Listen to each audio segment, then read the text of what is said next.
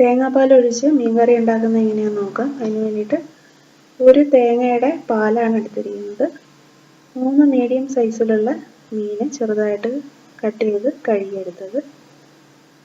ആദ്യം ഒരു ചട്ടിയിലേക്ക് തേങ്ങാപ്പാൽ ഒഴിക്കാം.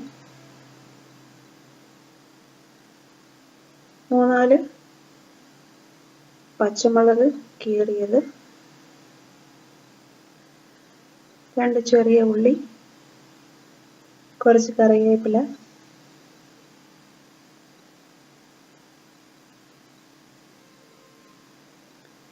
രണ്ട് തക്കാളിയാണ് ഇതിലേക്ക് ചേർക്കുന്നത്. തക്കാളി ചെറുതായിട്ട് അരിഞ്ഞ് ഇതിനകത്തേക്ക് ചേർക്കാം.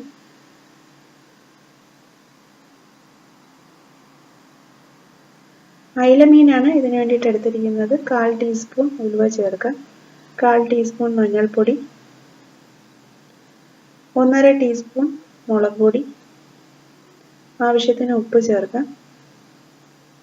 ഒരു നാരങ്ങ വലുപ്പത്തിൽ പുളി പിഴിഞ്ഞെടുത്തത്,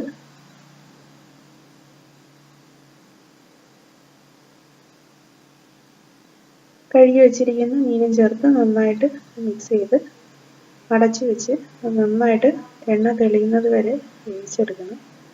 മുകളിലേക്ക് എണ്ണ നന്നായിട്ട് തെളിഞ്ഞു വരും. കുറച്ച് കറിവേപ്പിലയും കൂടെ ഇട്ട് ഇത് അടച്ചു വെച്ച് വേവിച്ചെടുക്കണം.